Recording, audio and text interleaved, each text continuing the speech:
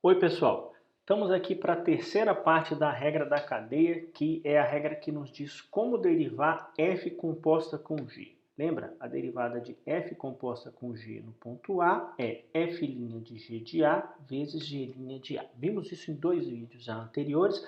O que eu quero hoje é te mostrar mais duas situações que podem ocorrer aí que são importantes também. Começo com essa aqui.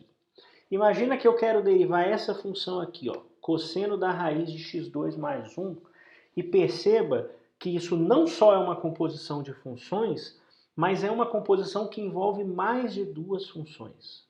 Quer ver? Para ver isso, vamos calcular essa função no ponto zero. Essa aqui. Veja, primeiro eu vou calcular 0 ao quadrado mais 1, vai dar 1. Depois eu calculo a raiz quadrada, raiz de 1, 1. E finalmente calculo o cosseno do resultado, cosseno de 1. Então veja que foram 3 passos para calcular essa função no ponto, o que mostra que é uma composição de 3 funções.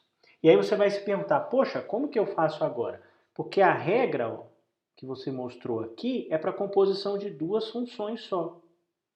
Mas, você vai fazer da seguinte forma. Você vai olhar para isso aqui primeiro como duas funções só, composição de duas funções. Quais? Essa que está aqui dentro, a raiz de x ao quadrado mais 1, vai funcionar como a g de x. E esse cosseno aqui vai funcionar como o f de x. Então agora eu tenho duas funções só. Vou aplicar a regra da cadeia, f' aplicado em g de x vezes g' de x. Como a f é o cosseno, a derivada do cosseno é menos seno. Mas eu calculo a f em quem? A f', perdão, na g de x. Então fica menos seno da raiz de x2 mais 1, vezes a derivada da que está lá dentro, o g' de x. E agora, na hora de calcular esse g', eu aplico a regra da cadeia de novo, porque, de novo, tem uma composição. Agora, quais são as funções que estão envolvidas na composição? A g agora é o x2 mais 1 e a f é a raiz quadrada. Então, para calcular a derivada de raiz de x2 mais 1, a derivada da raiz é 1 sobre 2 vezes a raiz, só que eu calculo no x2 mais 1, por isso que esse termo aparece aqui, vezes a derivada do que está aqui dentro. A derivada de x2 mais 1 é 2x. Agora, eu pego e substituo essa expressão aqui, para obter que a derivada disso aqui é menos seno da raiz de x2 mais 1, que multiplica x sobre raiz de x2 mais 1. Né? O 2 cancelou aqui, por isso que ele subiu. Tá legal? Então, como eu tenho a composição de 3 funções, são 2 aplicações da regra da cadeia. Se forem 4 funções, vão ser 3 aplicações. Sempre você vai pegar, chamar de f o último passo que você faz e g tudo que você fez antes. E vai fazendo em sequência aí as diversas aplicações. Tá legal? Excelente. A outra coisa que eu quero te mostrar é o seguinte, em alguns casos você vai ver a composição da seguinte forma. Você tem uma função y que depende de u e uma u, esse u aqui, depende de x. Isso quer dizer que, no fundo, você tem uma composição se você olhar y como função de x. Primeiro, é claro que y é função de x, tá, pessoal? Porque o y depende de u, mas o u depende de x. Então, quando você calcula y em função de x, você vai calcular primeiro o u de x e em cima do resultado vai calcular o y de u de x. Então, a regra da cadeia se escreve dessa forma aqui, ó. A derivada de y olhada como função de x eu calculo a derivada dessa y, que é o último passo, mas olhando a derivada com relação a u, como se fosse uma variável de u. E multiplico pelo du dx. É como se esse cara aqui fosse o g' de x e esse aqui fosse o f', esse outro aqui, perdão, fosse o f' calculado em g de x. Tá legal? Por exemplo, pega essa função aí, 1 sobre cosseno, que é a secante, né? Você sabe, na verdade, calcular a secante de outro jeito, a derivada, mas eu quero fazer usando essa maneira da regra da cadeia. Então, eu vou definir y de u como sendo 1 sobre u, e u de x eu vou chamar de cosseno de x. De forma que quando eu olho y como função de x, eu faço a composição, vai ser 1 sobre u de x, que é 1 sobre cosseno de x. E aí eu aplico a regra da cadeia, daquele modo lá, com aquela fórmula, está aqui, dy dx, que é a derivada da secante, derivada de y com respeito a u. Olha o y de u aqui, ó. Quando eu derivo 1 sobre u, é u a menos 1, dá menos 1 sobre u quadrado. É esse cara aqui. Vezes du dx. A derivada do cosseno com respeito a x tá aqui, menos seno de x. E aí no resultado final eu coloco tudo em função de x. Né? Esse menos cancela com esse, vira mais, e esse u ao quadrado é esse cosseno ao quadrado que está aqui embaixo. Tá legal? É só uma outra maneira de escrever a regra da cadeia.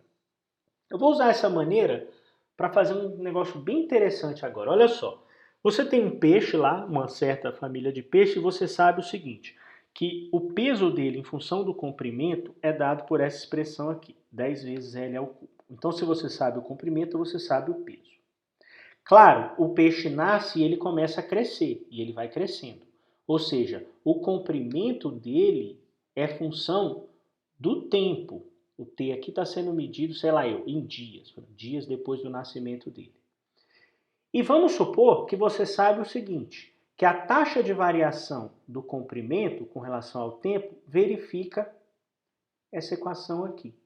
O que isso quer dizer, pessoal? Isso quer dizer o seguinte, ele nasce com um comprimento inicial, que eu não sei qual é, sei lá, meio, 0,1, não importa.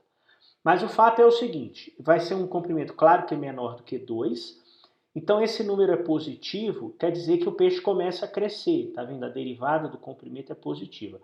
E ele vai crescendo com que velocidade? Quanto mais ele cresce, menor vai ficar esse número aqui, percebe? 2 menos L. Ou seja, quanto maior ele vai ficando, menor é a velocidade com que ele cresce, o que é natural, não só para peixe, né? A gente também, a gente nasce bebezinho, no começo a gente vai crescendo muito rápido, depois, com o passar do tempo, a gente vai crescendo cada vez mais devagar. Veja que eu não sei a expressão de L de T. Eu não sei, eu só sei que ela satisfaz essa equação.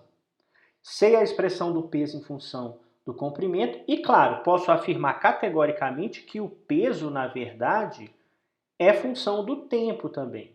Concorda? Porque à medida que o tempo passa, o comprimento muda e aí o peso também muda, porque o peso depende do L e o L depende de T. Agora, olha o que eu vou fazer. Eu vou calcular a taxa de variação do peso com respeito ao tempo. E aqui agora eu tenho uma composição de funções, porque isso aqui é P de L de T. A fórmula me diz que essa derivada é calculada assim. A derivada de P com respeito a L vezes a derivada de L com respeito a T. Quem é a derivada de P com respeito a L? É só derivar isso aqui. Né? É a regra da potência, dá 30L ao quadrado, que é esse termo aqui.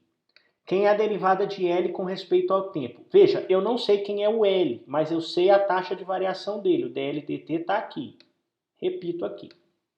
Então eu tenho agora a taxa de variação do peso em relação ao tempo como esse trambolho que depende do L de t, na verdade. Venho para cá. Aqui eu só repeti, tá, as expressões, porque eu vou usar aquela coisa lá. E agora que é a parte legal. Olha só. Esse peixe vai crescendo e, portanto, engordando, e em algum dia ele vai pesar 20 quilos. Eu vou chamar esse dia de T0, tá? Nesse exato dia em que ele pesa 20 quilos, qual é o comprimento dele? Basta eu usar essa fórmula aqui, né? 20 igual a 10L ao cubo, portanto, L é raiz cúbica de 2. Então, quando o peso for 20, o comprimento é raiz cúbica de 2. E nesse mesmo dia, como que está variando o peso? O peso está variando assim, ó. Eu calculo então a derivada do peso. Aqui é a derivada com respeito ao tempo. No instante t0, é só substituir nessa fórmula aqui. É 30 vezes o comprimento ao quadrado, o L de t0, né? Estou calculando no ponto t0, vezes todo esse negócio aqui. E o L de t0 está aqui, ó. Raiz cúbica de 2. Então eu boto raiz cúbica de 2 ao quadrado, aqui raiz cúbica de 2. Isso é um número feio, tá? Eu fiz na calculadora, dá aproximadamente 7. O que quer dizer o seguinte, no dia em que o peixe atinge 20 quilos, o peso dele está aumentando a uma taxa de aproximadamente 7 quilos por dia. Tá legal? O que é legal, que eu quero que você perceba, é que eu obtive essa informação sem saber a fórmula do L de T. Eu não sei a fórmula do L de T. E claro, isso é importante, você saber como ele vai crescendo, como ele vai aumentando o peso. Por exemplo, se você está num criadouro, né, você quer saber o momento ideal para você vender, né, vender o peixe, tá? Então ele tem que estar pesado o suficiente para valer algum dinheiro. E assim, o ideal é que ele não esteja o peixe não esteja aumentando muito mais. Se estiver aumentando muito devagarzinho, você segurar o peixe lá, você está perdendo dinheiro. Percebe? Tudo isso como aplicação da regra da cadeia. Tá bem? Bem, agora, claro, a sua vez, bem mais simples do que vender peixe.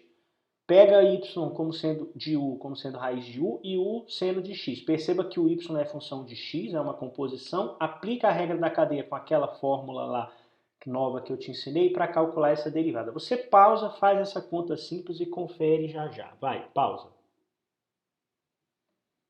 Aí, aqui é tranquilo, né? Derivada da raiz de u é 1 sobre 2 raiz de u, do seno é cosseno, depois você substitui o u por seno. Espero que você tenha acertado, tá legal? O exemplo do peixe é bem bacana, eu acho que se você não entendeu, vale a pena voltar e ver isso aí, tá? A regra da cadeia tem muitas outras aplicações que vão ser feitas em vários vídeos que nós vamos fazer aí pra frente. A gente se encontra então para aprender mais coisas. Um abração, tchau, tchau.